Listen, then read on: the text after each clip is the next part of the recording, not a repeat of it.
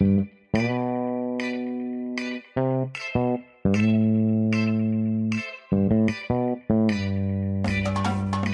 to Directionally Correct, a Peoplings podcast with Cole and Scott. Today's guest, nobody. Thanks to our sponsors, Orgnostic. Fast track the insights behind your people data using Orgnostic by connecting all your HR data in one people analytics platform. Quickly uncover the insights you need to measure the success of your people initiatives. Orgnostic is the most innovative people analytics, generative AI, data orchestration, and employee listening tool on the market. To learn more, book a demo at orgnostic.com/directionally correct. It was good seeing you the other day. Yeah. I was hoping we could talk about that on here. I don't really think I have anything I want to say. It is good to meet in person sometimes, you know? No, it was a bigger group than I anticipated. I thought it was just going to be like you, me, and like a couple other folks. And That was the plan, and then people started inviting their friends, and then that just kind of blew up. it was like 10, 12 people. I mean, it was pretty good. Yeah, something like that. I think everybody, this is going to sound conceited, but I think people thought we were like the it place to be.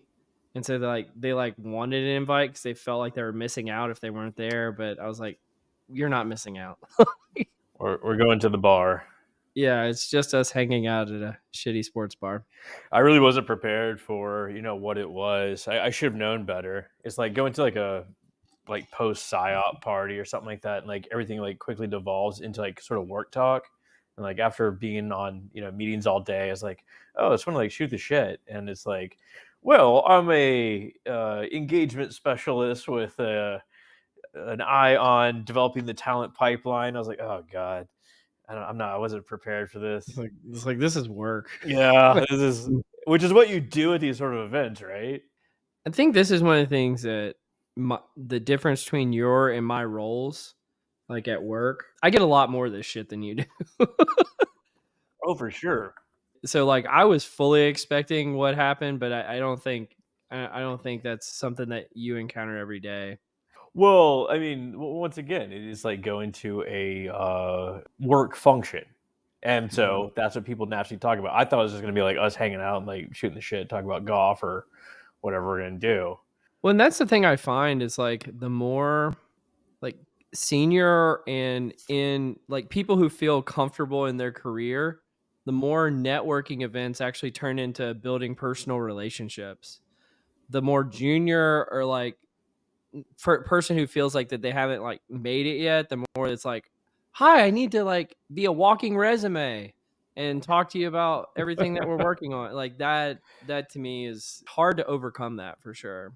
Honestly, that's the least valuable stuff. Like you really want to know if you can work with somebody, and just because they can do things, a lot of people can do things, but you want to know, am I going to be able to get along with that person? Yeah. I mean, in a way, I don't know. Tell me what you think about this. In a way, I feel like that should be a part of like every job interview. It's just like, hey, can you hang out? Like, can you be cool? And don't they just call that PO fit? But it should be like me, you fit, or like LMX. Do we have this? Yeah, like I mean, can we converse as human beings and as adults? And or is it weird? And if it's weird, then yeah, we might have problems down the road. If it's not, maybe this could be an amazing relationship. Well, I got a glimpse at my old company, one of the old companies I worked at, of the rating scale used to rate me and the other candidates. Not necessarily a good thing, Yeah. but like one of them was communication style. That was one of the dimensions that they were assessing, which I think that's essentially code for I can understand you. We can convey ideas easily. Yeah. It's like, how do you even rate that communication style? I don't know. 1 to That 5. seems- Me Yeah, like 1 to 5. me no like. I mean, that's really what it is. Like they could try to dress it up and make it more scientific, but that's really what it comes down to. By the way, just to decrease the pressure on us, since this is our first time doing a live one, there's literally 0 people watching, so you don't have to worry. Good. And why would they? Like they're gonna log on at pre-noon and like be like, I gotta get some hot directionally correct talking. Well, and the fact that we didn't promote it, and it's on a platform that only 14-year-olds are on. You I know, I'm on it, sorta, not really. I don't log on that what do often. you do on Twitch, by the way? Just out of curiosity. Not a lot, really. There are some modest talk shows that are somewhat entertaining. A lot of people playing video games. Yeah, that's why I say it's like 14-year-olds playing video games is kind of what I thought it was. Yeah, I don't. It's like Red Dead Redemption or something like that. I watched some guy just like I don't know. It's like watching someone else have fun, essentially. Seeing It's just- somebody else living their best life. right. Yeah, Speaking of that, like, we who we were talking to, we had this conversation, like where John we going? Eisenstark the other day Yeah, around John. equal pay. Is like, should everyone be paid the same for the same role, right? Yeah. Oh, you're talking about like the like global roles versus local rates, like people getting paid more in high cost of living cities for the same role in a Yeah, low cost of living city or like somewhere international. yeah, exactly, exactly. But someone brought up a point that we were talking sort of tangentially about different things. I thought this was really interesting. So people in, say, Europe, they get a lot more vacation time than the people in Mhm. the U.S. Should you get equal vacation time as well? You may have sent me this, but I saw a meme the other day where it was like an American and like a European like going back and forth at one another, and like the American's like saying, "Oh yeah, I'm working so hard, I'm about to get promoted," and all this kind of stuff, and the European replies, "Sorry, I'm out on vacation for 3 months. I'll respond when I get back." It's like, oh yeah, this is very different. Well, that was the impetus of the conversation. Essentially, this person works in a global environment, and they essentially said that these people take 2, 4, 6, 8 weeks off at a time, and that work cascades onto other people. So they have to pick up the slack, and they can't. It's not socially acceptable, not whatever, to take this sort of lengthy break. I think, and this is maybe our American bias coming out here, Scott, because from my perspective, I think the work just doesn't get done. Like in America, you would you're putting a It's like, burden yeah, on someone else. There, they're just like, yeah, it's just not happening for 3 months. Sorry. well, we'll get to it when we get to it. Yeah, I think that's just a very much a cultural difference. Yeah, I mean, it's wild though to think that like we do have these sort of I like mean, I feel double like double you're baiting standards. me. You're baiting me to No, talk about everyone gets paid the same. no, I mean you can talk about it if you want to. Well, because like in the theory, it's talking about exactly what you described, which is some jobs are higher stress, some jobs are lower stress, some jobs require more hours, some jobs require less hours. And so it would actually make sense that if two people were doing the same job, but one was in the US and one was in Europe, the person in Europe might get paid less, but it's just because the factors of the job actually make it less, like value is not the right word, but like I called it what would the phrase I used in there? It has less heartache or something like that. I can't remember the exact phrase I used. And because it has less heartache, it actually gets paid less. But if you added up all like the units of heartache together, you would get to a global like standard pay rate. Therefore, everyone gets paid the same. So what if pay were like monetary pay were equalized across groups then, but one group gets more vacations? Obviously unfair, right? It absolutely would be unfair, and you would be able to show that using the theoretical framework that I put out there.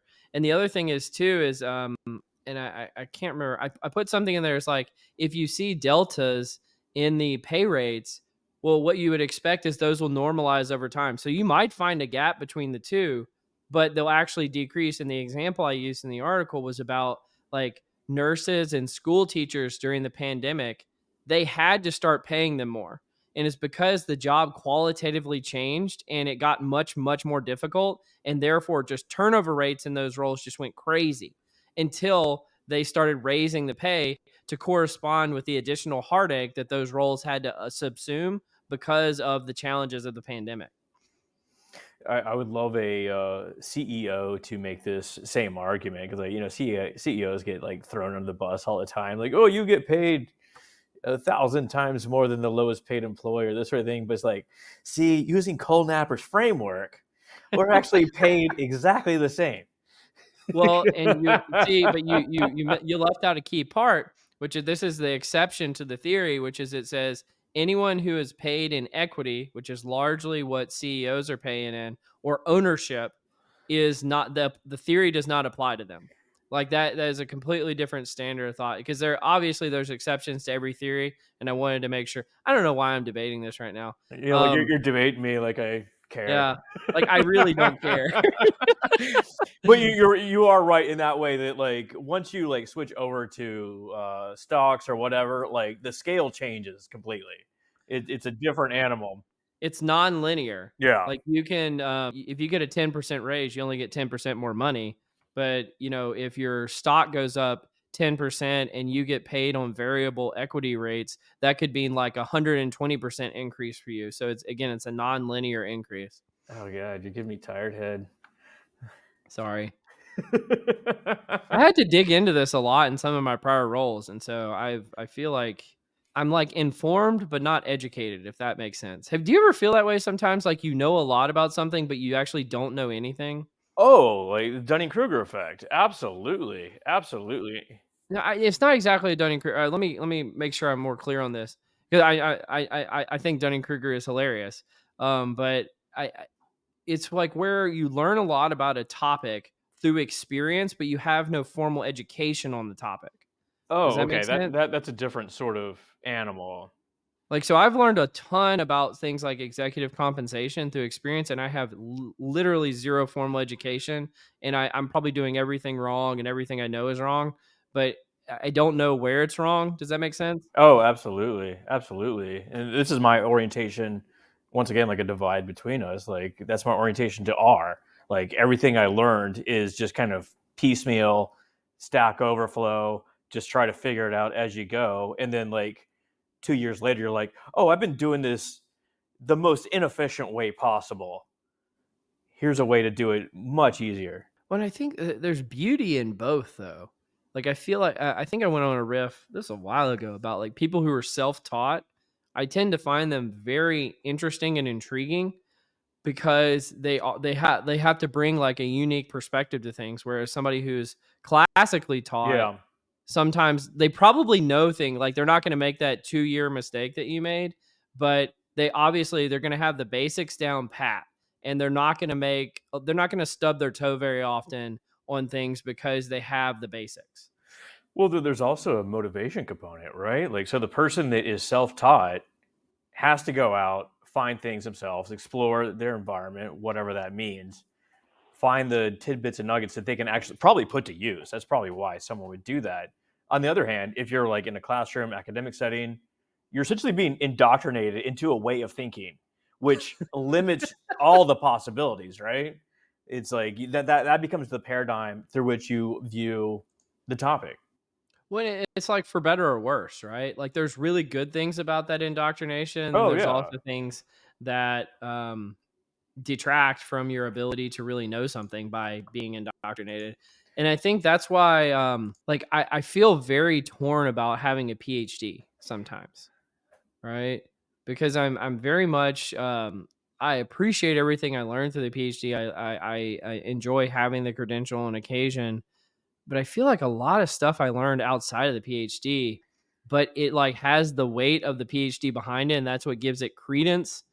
But it's not necessarily because I have the PhD that I learned some of that stuff. Does that make any sense at all? Oh, it does. It does. A PhD is essentially a selfish process where you hide away for 5 6 years, whatever it's going to be, and go get these letters behind your name. And I had the same sort of phenomena. As soon as I graduated, I put it on LinkedIn, and people came out of the woodwork to connect with me, like in ways that they did not beforehand. I mean, I had to start telling my mom that I'm Dr. Hines. She was calling me son or Scott. And I was like, no, that's not what it is anymore, mom. I kid, of Ugh. course. It just makes me sad at a certain level. I'm like, come on, it's your mom, man. No, but I know what you mean, and it's a lot of jobs like require that as a it's a job requirement. You need a PhD in this sort of thing, where there's people that are exceptionally capable but did not take those 4 or 5, 7 years, whatever it takes, to get the PhD, but have a Well, wealth of let me make it experience. a little bit more simple and practical.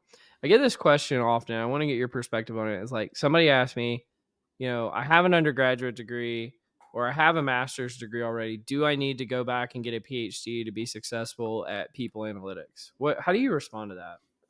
That's what I did. My N of one would say, do I have to? No, but I will say that there is things that you cannot be taught in a master's level program that you are taught in a PhD program, just because there's not enough time, there's not enough attention, there's not enough devoted sort of energy to get to those sort of things in the sort of depth that you need. Of course, it depends on what you want to do. If you want to go out and be a people leader, like lead a function, don't necessarily need in-depth research knowledge, or at least hardcore statistical knowledge. But if you do want to go deep into sort of like an analyst role, or get heavy into statistics, you should probably get some formal education, because that's going to be hard to wade through all the minutia. Yeah, I tell people if you're a sadist, you'll love a PhD program. Here, I'll give you an example. I got a master's degree, then worked in various different roles in people analytics for 4 years thereafter.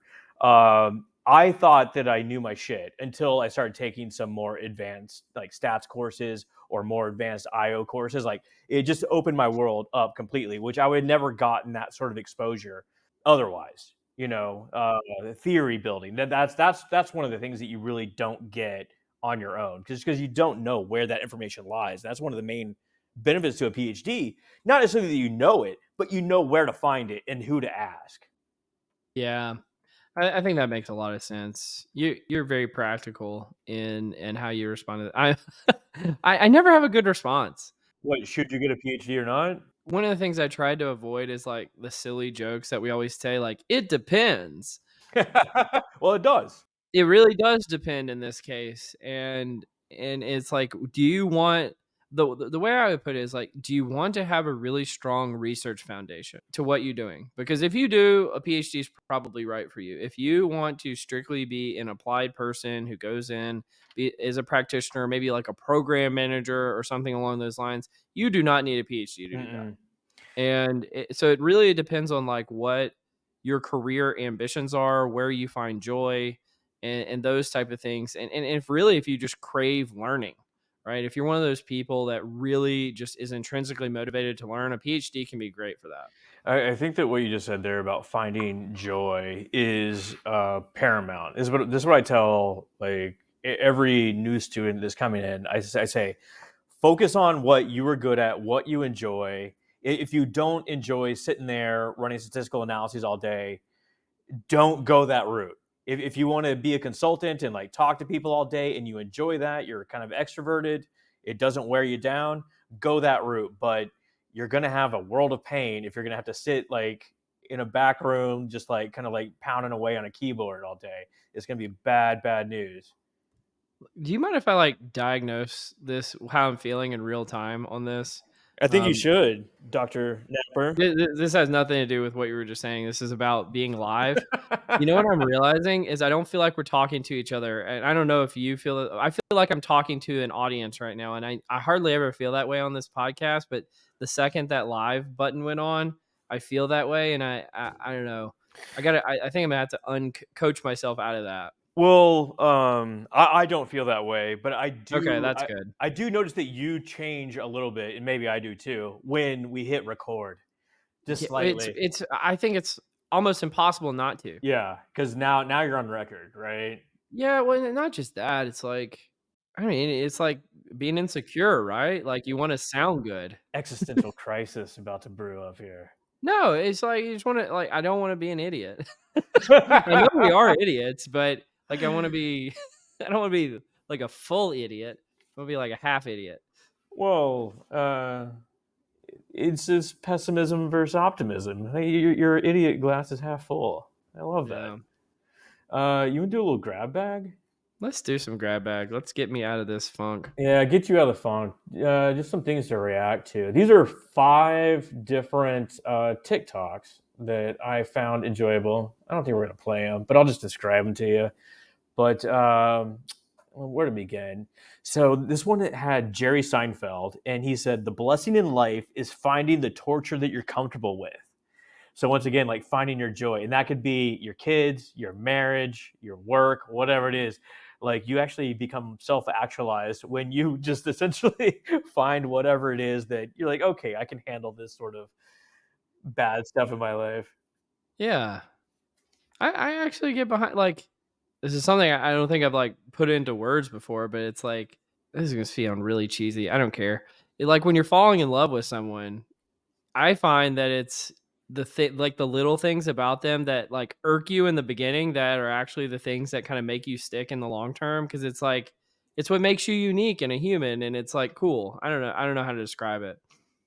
Interesting, interesting. So I think it would be the opposite way. It's like in the beginning, those little things are like they're cute, but over time, you're like, oh god, like you always do X. You always put your glass on the table. You never pick it up.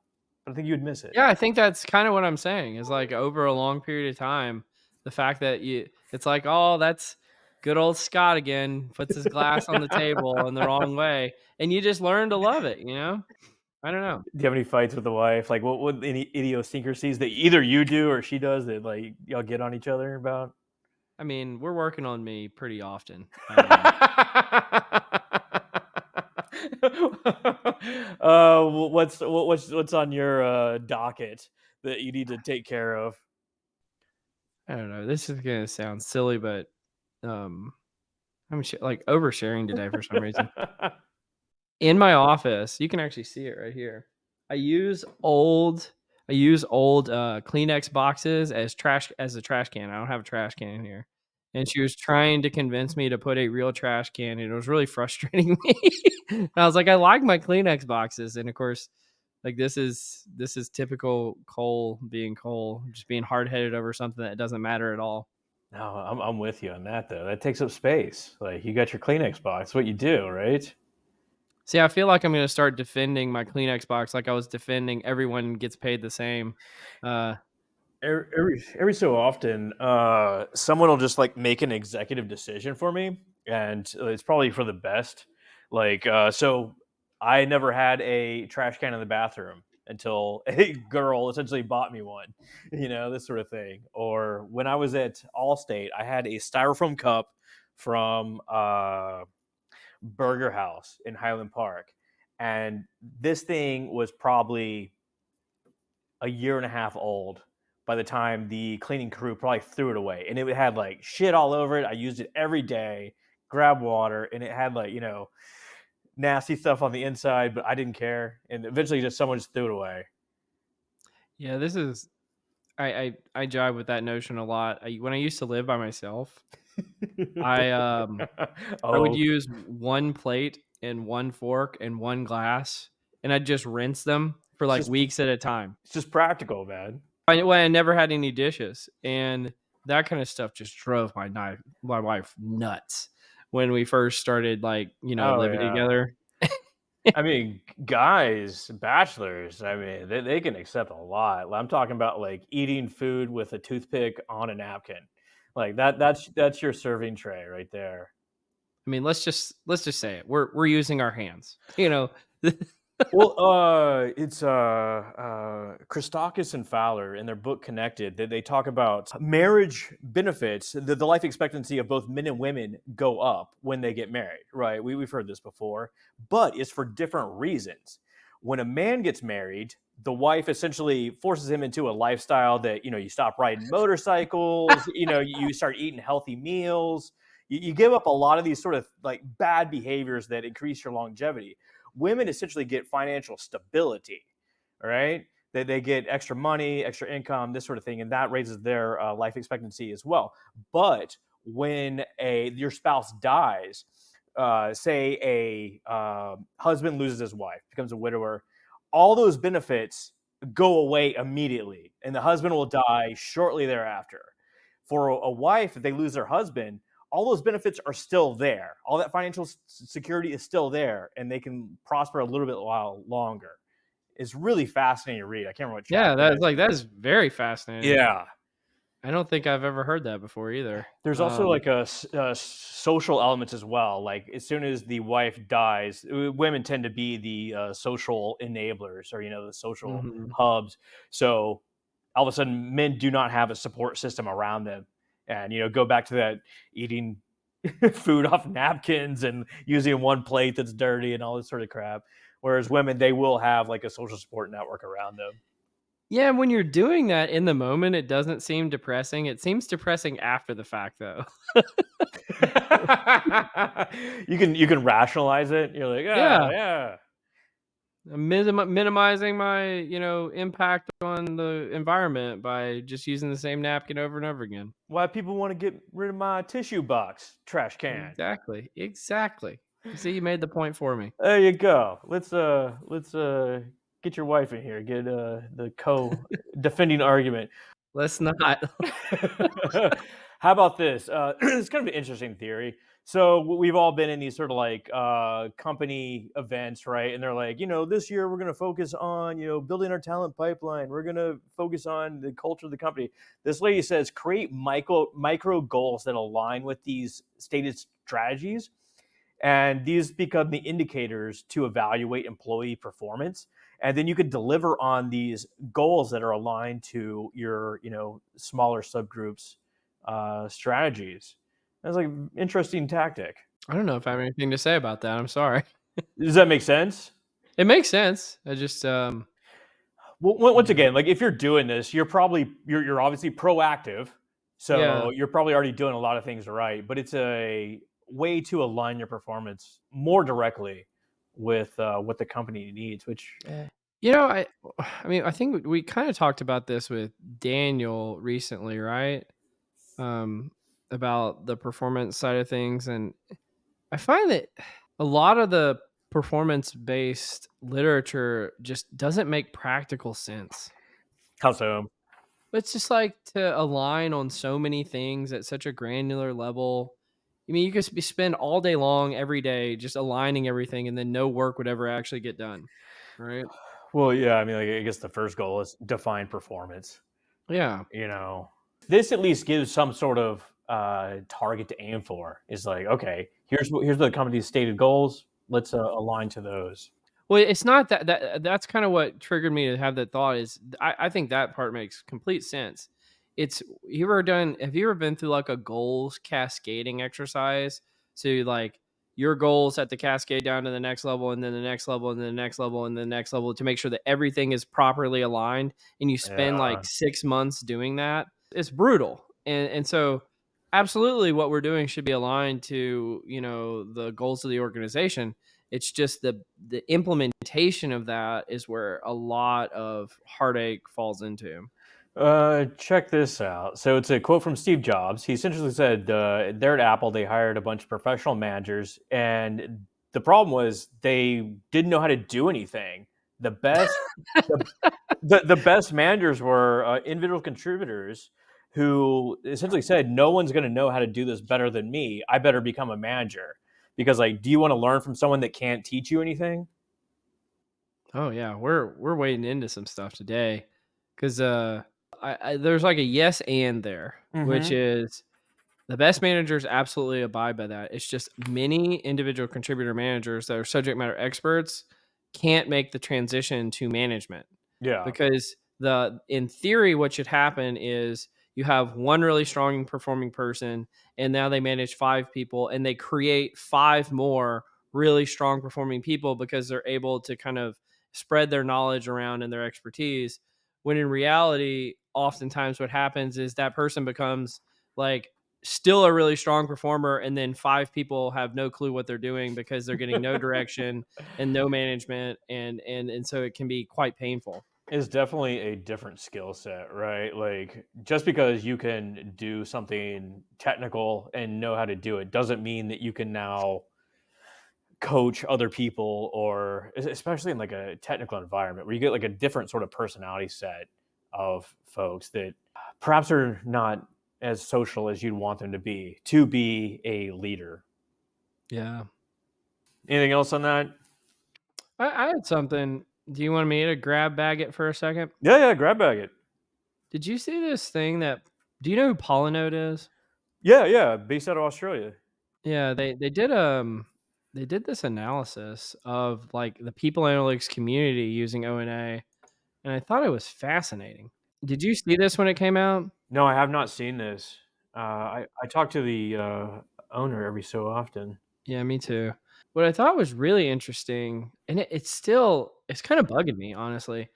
If you cut out like all the vendors and like the general HR influencers, and you just focus on people analytics teams, like people who are doing this in organizations, Hmm. they put them some bubbles on here. Like you see like the Meta team, the Google team, LinkedIn, Microsoft, and well, and I was surprised to see there wasn't an Amazon bubble, but that's kind of another story for another day.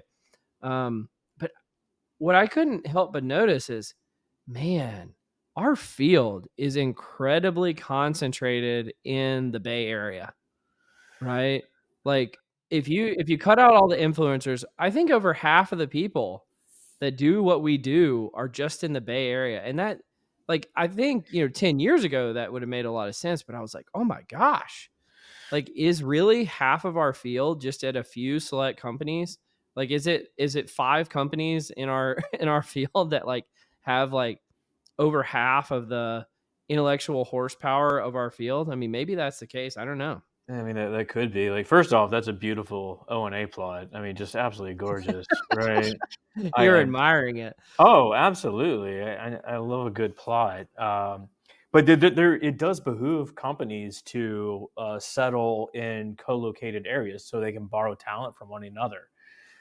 Whether that's just a natural happenstance that IOs tend to go over to the Bay Area or not, I would have guessed it'd be like more like DC. Well, maybe that's like 10 years ago, sort of Yeah. like governmental work. But When I think I don't want to get too much into their methodology, but they chose a few like initial nodes of people to choose from and linked from those, and I think that kind of biased the results to a certain extent of like who were the initial folks that they chose. But yeah, I do understand where you're coming from there. interesting. I'd love to look at that methodology a little bit more.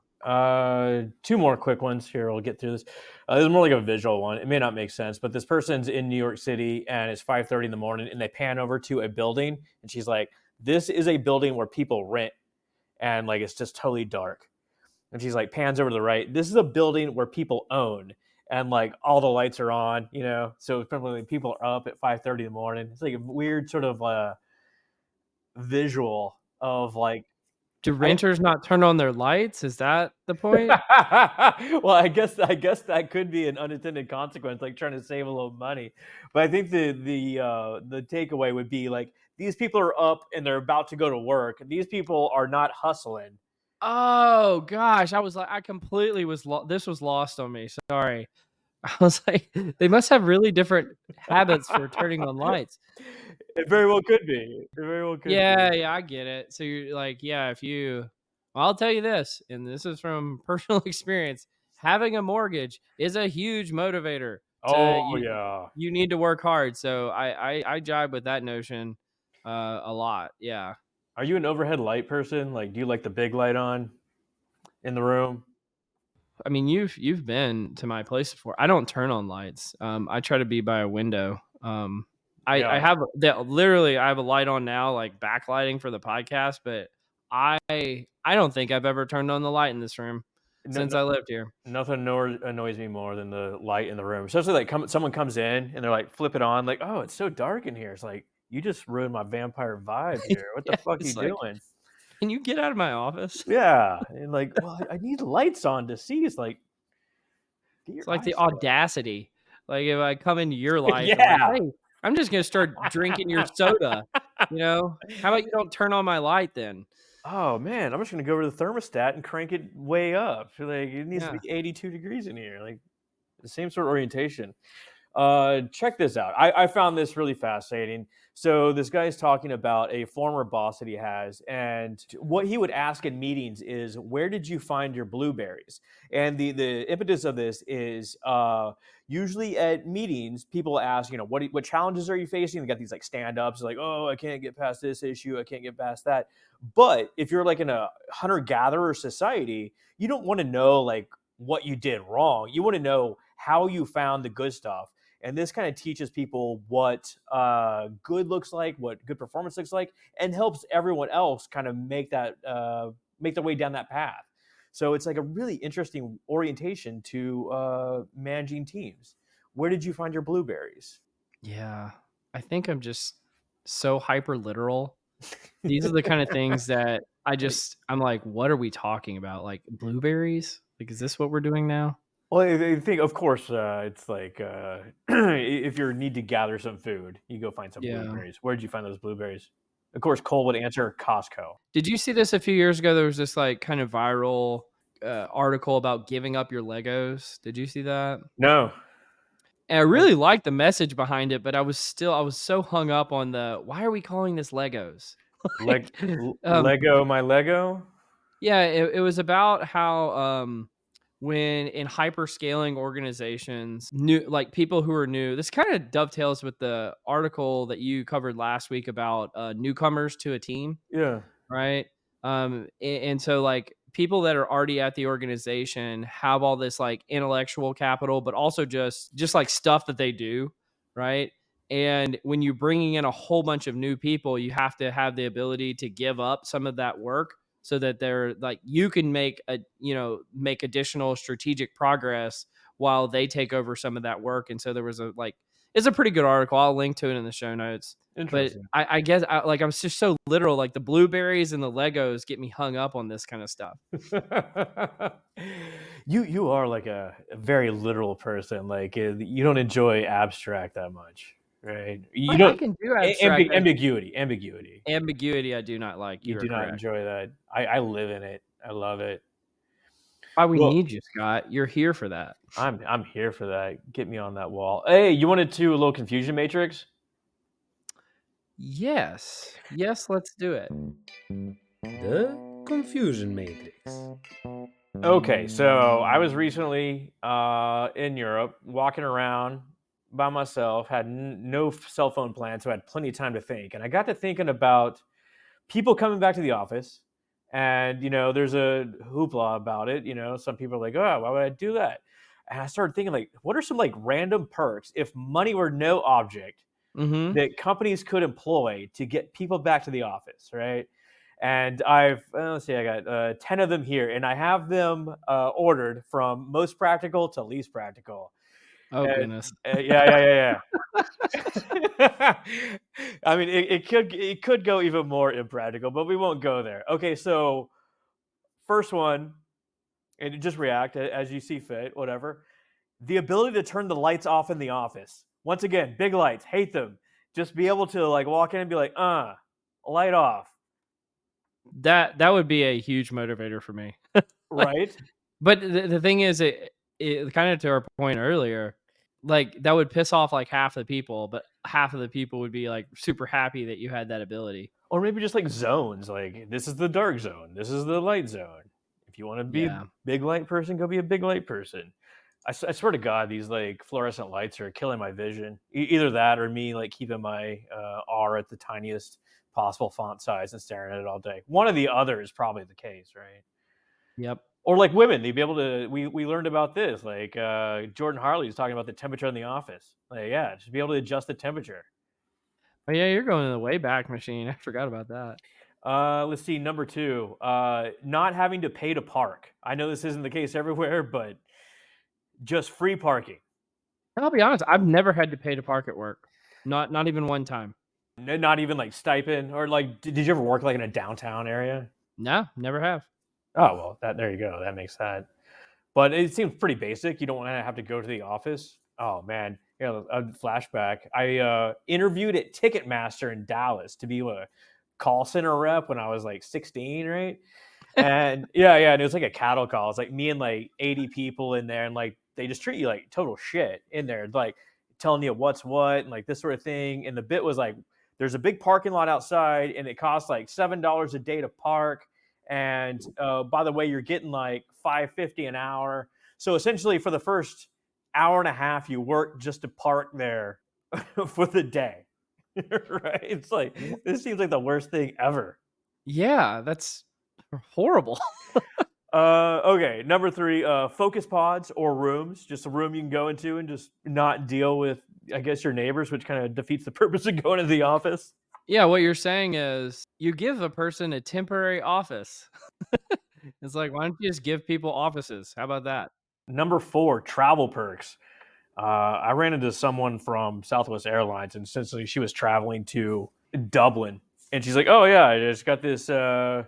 website, and just tells me when planes are free, and they've got all these like joint things." Obviously, this isn't practical. We're getting to the less practical stuff. Clearly, 5, free food, lunch, breakfast, whatever it is, just kind of food in the office. That was like a hot thing in tech, for a while there. I think they've pulled back on a lot of that at some companies though. I mean, it gets expensive. I get it, man. I went to the Google office in Austin, and oh my god, these people live the dream. Like, just walk into the cafeteria, and there's like steaks and salmon, and you just kind of pick up whatever you want, like gourmet meals. Like, I get it. I get it. Okay, here you go. A theater room, just like like a theater. Well, so like this is my kind of riff on the whole thing, because I would love a theater room. That's amazing. But it's like your perks are like things that like take you away from doing work. So it's like, yeah, I would love to go watch a movie or a football game in the middle of the day at work, but am I working? That's why they're perks, right? It's like, hey, part of the job. Yeah, it'd have to be like culturally acceptable too to like go in there, Yeah. throw on a movie and that sort of thing. But yeah, just like a nice place to do a little work or whatever you're gonna do. Okay, check. Okay, this goes along with but valet service. You just roll up and like got a valet. They're Yeah, like that Dr. that I could Pepper. get on board with. I would love to just walk up to the front door, throw my keys to someone, and walk in. That would be great. Hell yeah, right? It's like bring it back cleaned or Clean. whatever the cool people say when they drop off stuff at the valet. Don't fart in my car. Yeah. Okay. On-site daycare.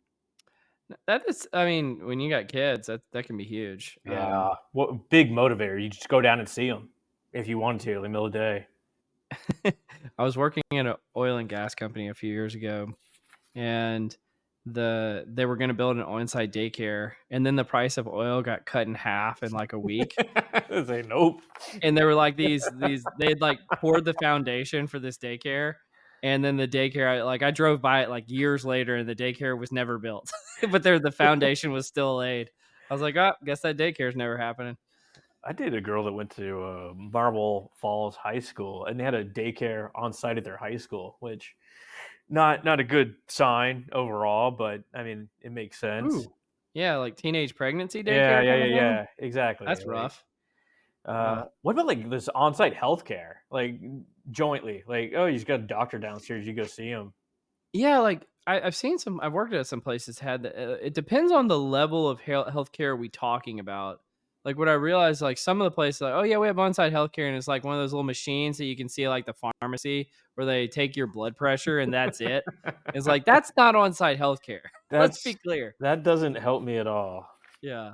But I However, mean, yeah, if you had like the ability to, go see like a primary care physician or get yeah, like a shot or something like that would be huge. just get like prescription, something like that. Mhm. Yeah. A pharmacy, yeah. Oh, well, a pharmacy. That's crazy. That's the next number, right? That's the next Yeah. one up. I can't pass up one of the little like blood pressure cuffs at the grocery store. Yeah. I don't even know what the numbers mean. I was like, yeah, squeeze my arm. What's up?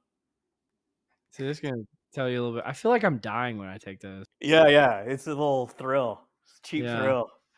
Okay. I recently talked to someone that visited London, and they went to their office there, and in the ground floor there was a bar, just a pub, right at the office.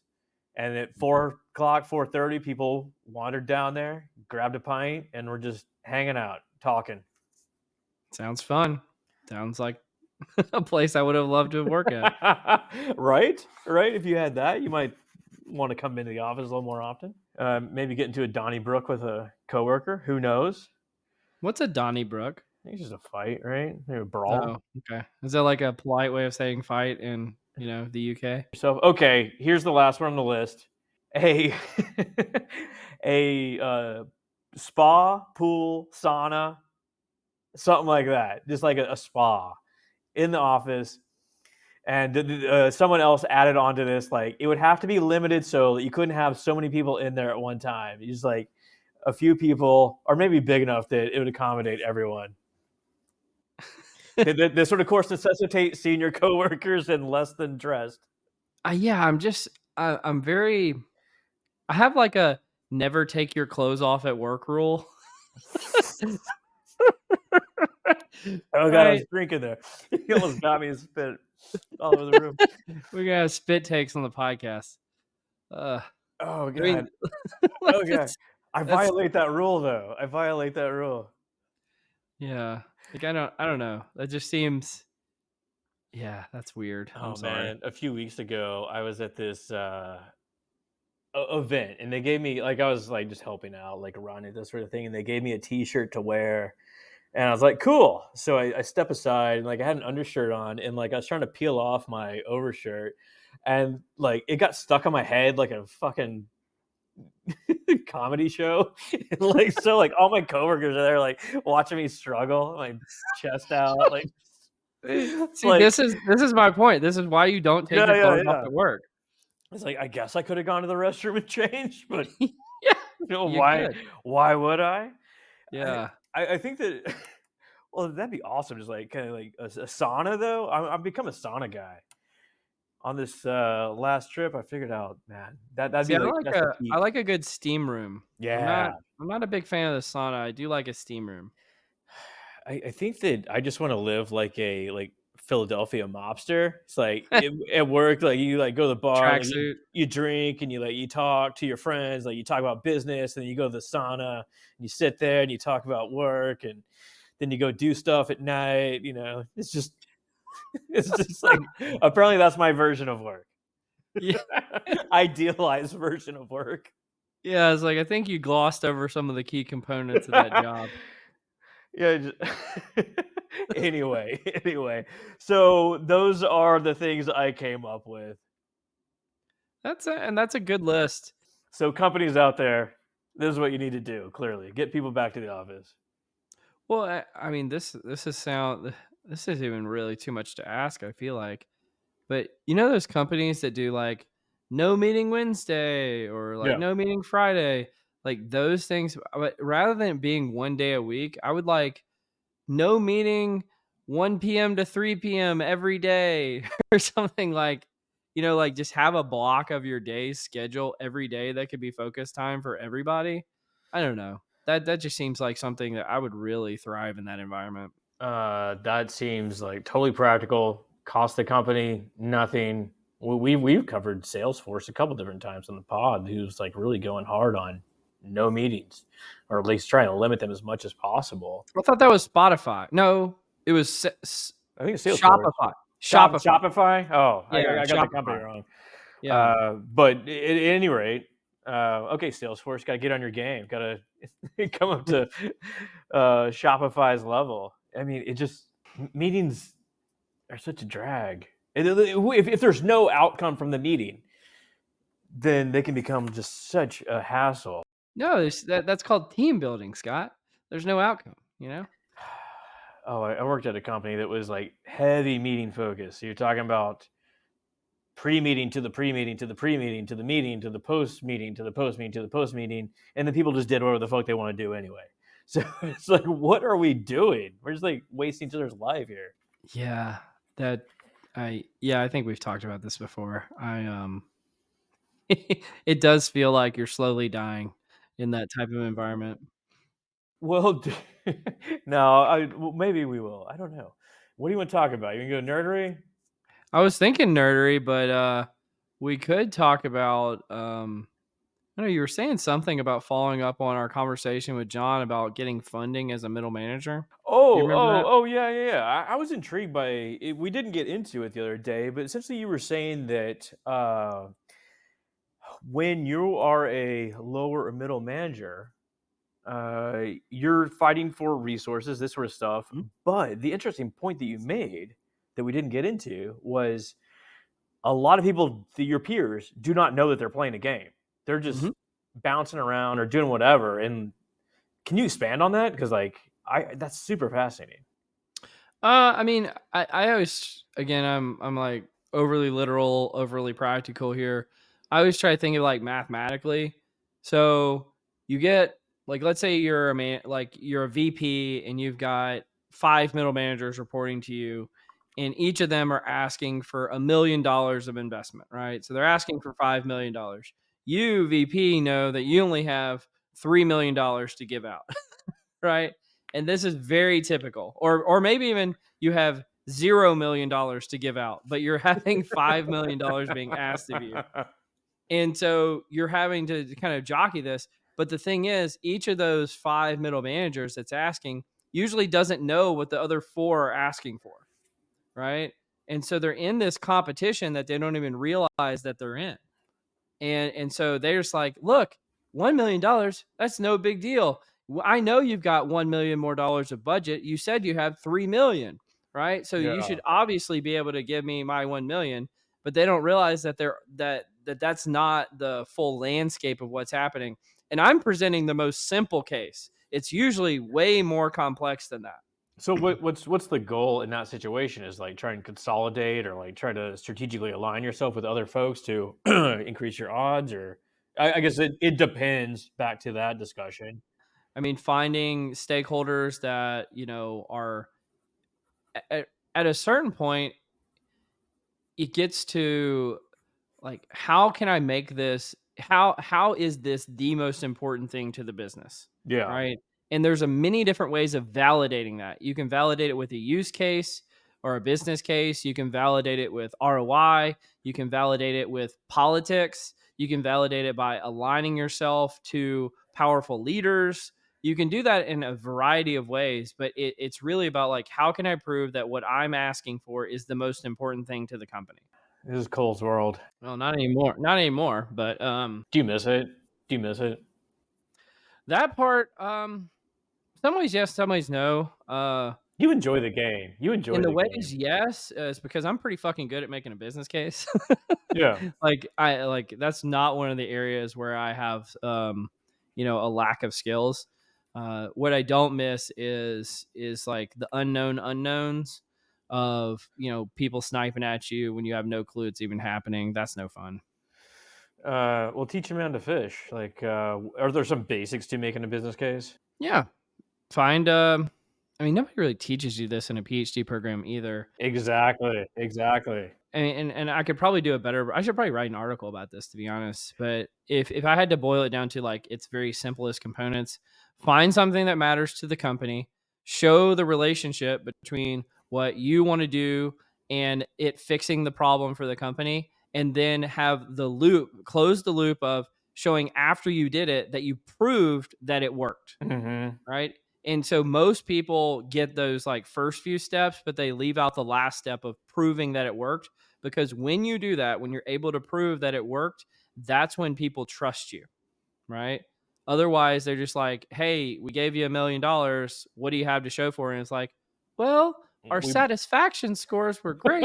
And it's like, that's not what you promised us. You didn't promise us that your satisfaction scores were going to be great. You promised it was going to fix the problem. I'm still seeing the problem. Why am I still seeing this problem? And you burned through $1 million. And you burned through $1 million. Yes. Well, you want to talk about fixing a problem, The nerdery. or actually causing some downfall. So we're all familiar with Chatgpt or Gen AI in general. Are you familiar with Stack Overflow? I am familiar with Stack Overflow. So it's a place that people can go and like look up answers to code, and like has like a good user community. Well, 50% of the Stack Overflow traffic is now gone. Look at this. Look at that. That's incredible. Because it's just It's it's so easy it's to add. fallen off a cliff. Why would you go there, right? Well, I think and this is almost unrelated to Stack Overflow, but this whole concept of like giving versus taking, right? Whereas like Stack Overflow, there was a giving component and a taking component. The taking component is like when you're new, you could like learn how to do things really quickly because it's got, kind of the playbook of how to do it, right? But the giving component is if you want to build a really strong reputation for yourself and maybe get hired from somewhere, you could be a contributor on Stack Overflow and people like recruiters are out there like looking for people to hire based on kind of like their reputations online. So there was like a giving versus taking. Well, the problem is when you implement something like Chatgpt, who's scraping Stack Overflow for all like the code whisperers and stuff like that. Now the giving component, the incentive to want to give back has been diminished because it's essentially been monopolized by this tool. And so now why would I give back anymore when it's just going to get taken and given at everybody else?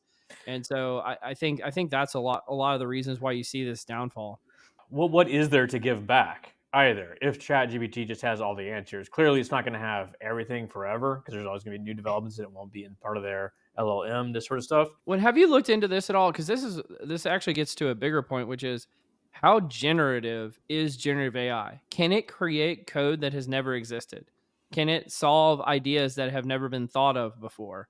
Like I think that the jury is still out on that because if it truly is generative, like it will write new code that no one put into Stack Overflow, then yeah, maybe this is the end of something like Stack Overflow. But at a certain point, if it's not truly generative, you're going to need people like there's always going to be a room for innovators. Does that make sense?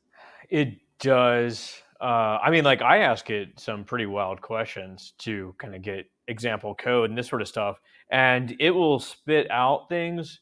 They don't often work. Like you need to do some finagling to get the general idea to work, and then sometimes just gives you like bad stuff. Like it's like here, your data, we put it into a matrix, and you're gonna run this analysis on this matrix, and like when you actually go to run it, it's like we don't accept matrices, this sort of stuff, which is kind of a simple example, but it'll give you stuff, but it's not always good. Hmm. Yeah, like maybe. I mean, I suspect that if the exponential curve of the development of this tool keeps going up that curve, that it'll fix some of those problems. But I don't know if it's a S curve, where it goes up exponentially and then it plateaus. Like that's the point where I'm at. I'm not sure which of the two are we on. Well, that's the singularity, right? Where like the code Yeah. starts writing itself, and then I don't know what happens at that point. I think we all just become those like fat people in the chairs from Wall-E, and we just Yeah. hang out all day or something. We all become plumbers. The other sort of interesting plumbers, yeah, everyone needs plumbing up.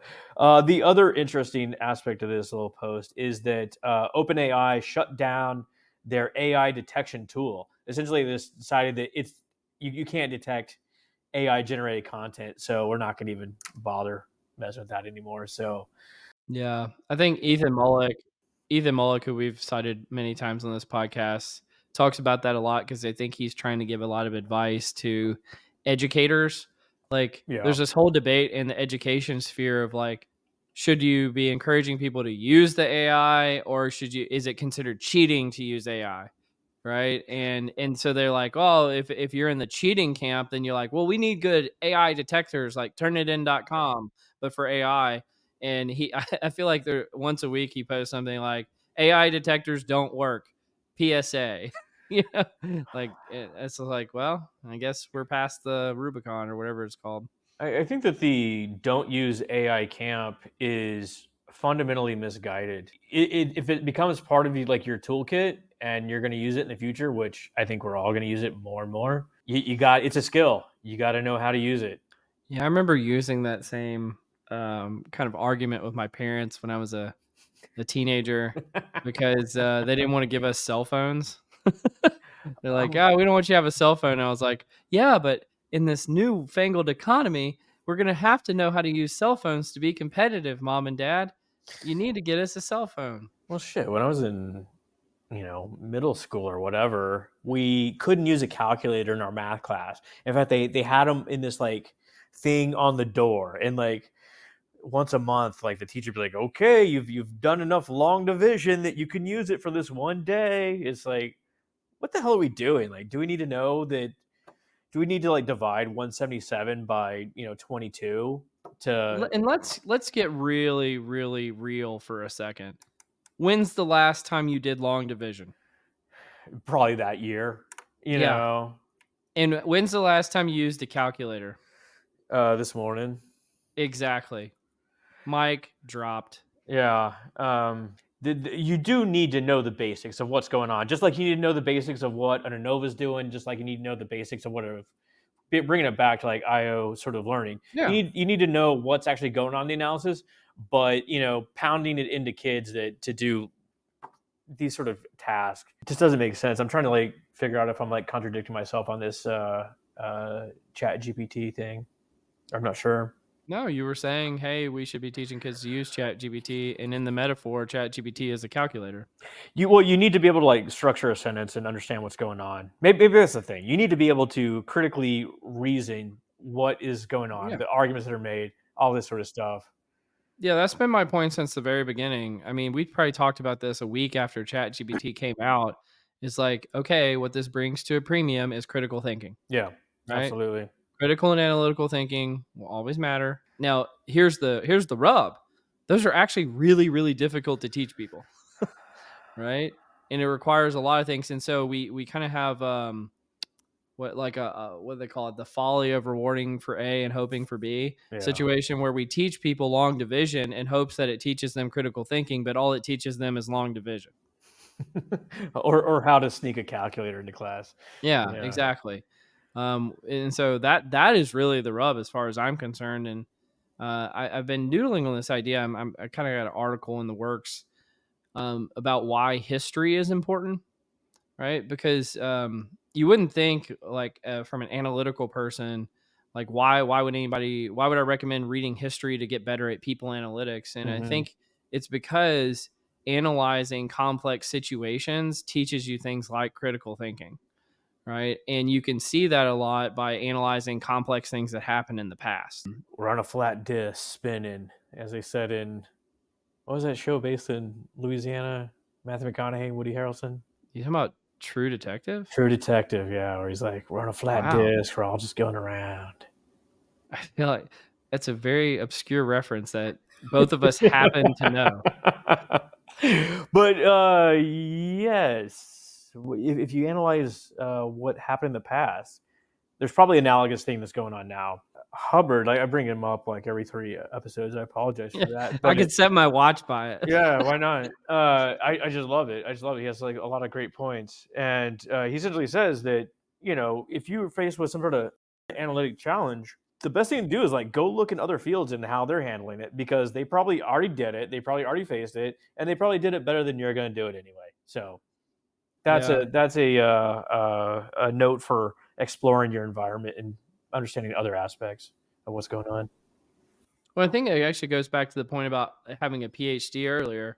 You get into really, really deep but narrow expertise. And that's why I kind of like the self taught people, because, again, essentially what you're doing is you're learning from other disciplines, Mm-hmm. right? And you're bringing that in, and you don't want to be just in this walled off garden of your little specific area of domain.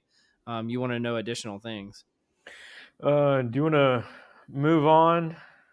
Yeah. Do you want to do the table of deaths? I wasn't sure if we're actually going to bring this up. Yeah, bring it up. This is a fascinating table. It's what is it? It is deaths per billion journeys, hours, and kilometers traveled. Like, so we got bus, rail, van, private car, on foot, all sorts of stuff, all the way to space shuttle. And so, if I'm reading this correctly, motorcycle is the deadliest kind of per capita. It doesn't have the statistics for paragliding and skydiving. I imagine those aren't very good. And then walking on foot. there's no kilometers traveled for skydiving. I guess you go straight down, right? Yeah. I And mean, I guess you could do paragliding, I it. guess there's no distance, but it is hours. Yeah. Space shuttle, not a safe place to be per journey. All right, you got 17 million. Count my zeros there. Or is that 170,000? I think it's 170 million. I might be wrong. And this also reinforces that motorcycles are just fucking dangerous. Man, look at that. Well, walking on foot appears to be pretty dangerous too. What is this? 54 deaths per billion kilometers walked. Yeah, I'm not sure I get it, but it does seem like a lot of deaths. Man, when I was at Louisiana Tech, I walked to school every day, and I'd see people just staring at their crotch in their car, essentially texting. It's like, Mhm. oh god, they're gonna kill me one day. I'm just gonna walk across the street, and they're gonna get me. Yeah, I'm the dangerous one because I listen to my headphones a lot when I walk, and it does make you not have as close paying attention to your surroundings as you probably should. That's super dangerous. Wear your headphones while you're walking, Yeah. especially as much jaywalking as I do. I go early in the morning, so there's not that many people out. And it's probably even more dangerous. And because it's so freaking hot. God, it's hot. Come to Seattle, brother. I did. I came. Did you enjoy it?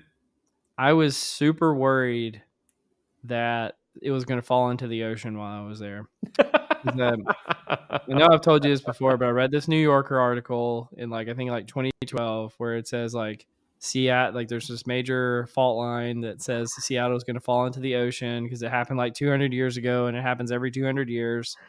And I'm like, I don't know. I was like, I have such bad luck. It's going to happen when I'm here.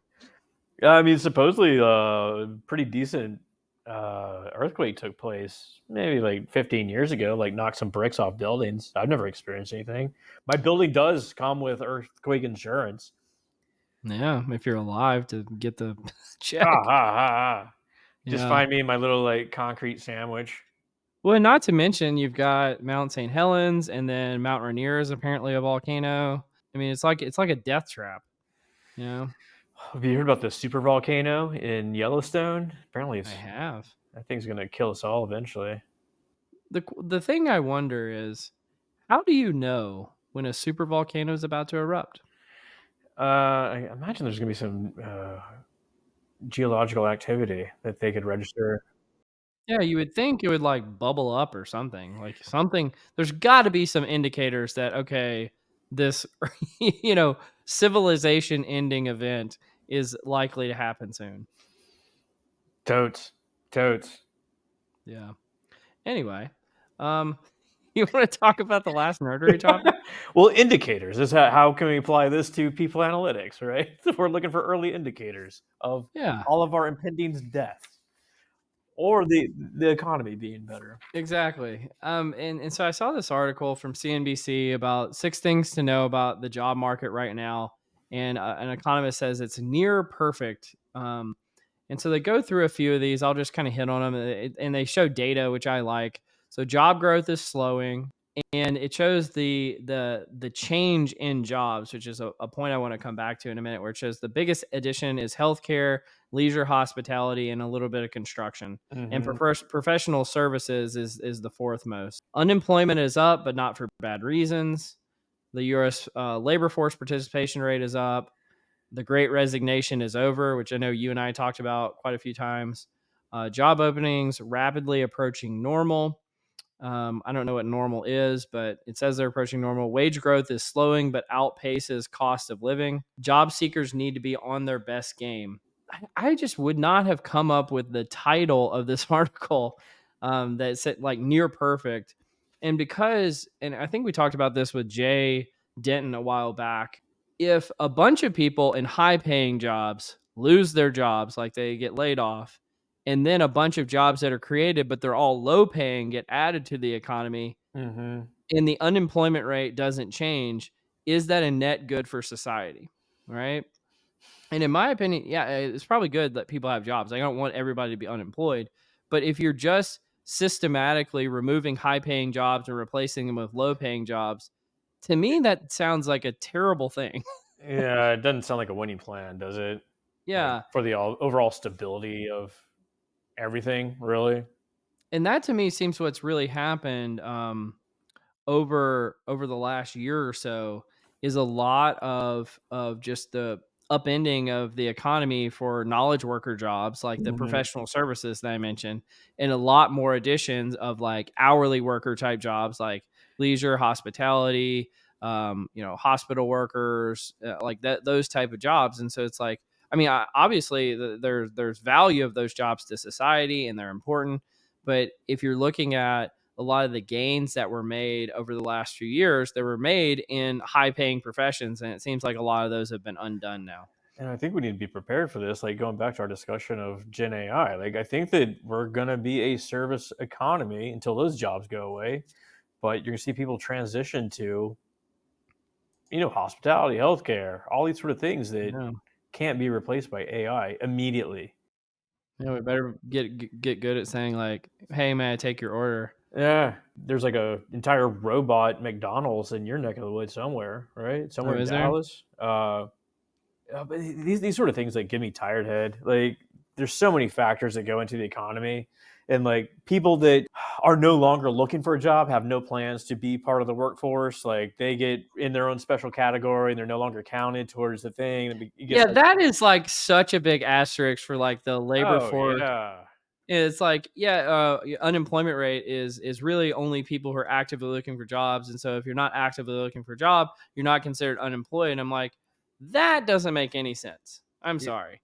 it's like they should call it deadbeats, right? Like people that could work but will not work for whatever Well, and that's why reason. they showed the labor force participation rate, because that is what actually accounts for people who Mm, are unemployed and not looking for jobs. And it does say that that's ticked up, but that's one of the main reasons why a lot of the slack, like the unemployment rate hasn't gone up, is because they're not counting folks that hmm aren't looking for work, but also too the like people that weren't in the labor force are now being put back into the labor force, and that's not showing up in the unemployment numbers.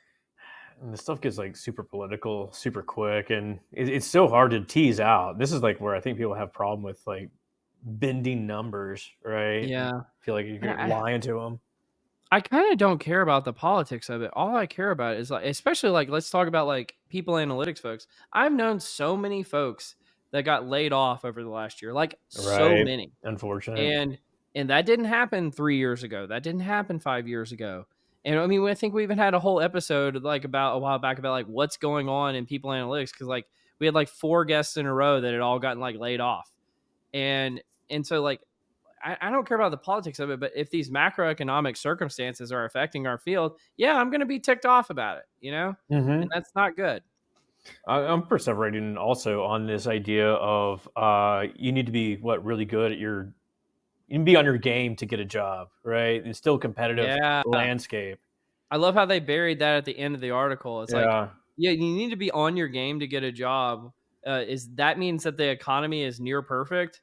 Because like another way of putting that means is like you have to be, like there was a famous economist, Tyler Cowen, who wrote this book a few years ago called "Average is Over," meaning Hmm. like you have to be world class to get a job nowadays at anything. And so, and that may be great if you're world class, but what about the average or the median individual?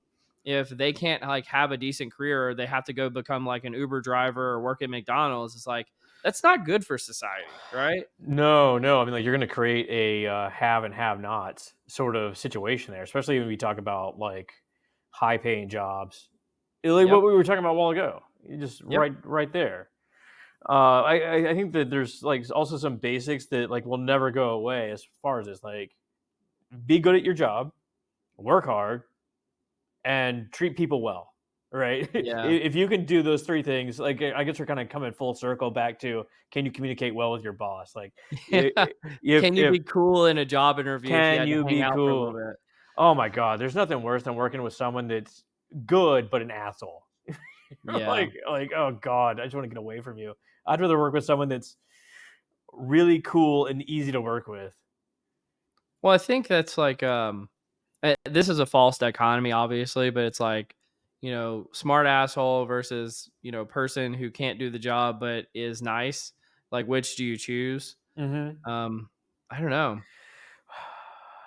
As a smart asshole myself, As a I'm smart inclined asshole. to. You don't want someone that can that will destroy the team around you. I think Yeah. that's the thing. You don't want people who leave bodies in their wake. Yeah, All right. absolutely. Well, I think we've officially hit the end of all the stuff that we wanted to talk about. So, and we have one viewer, so that's cool. Thanks for hanging around, lone viewer out there on Twitch. I Thanks. hope your video games are treating you well. Thanks, Mom. Yeah, thanks, Mom. Any final words, Scott? Nah, I think we're good.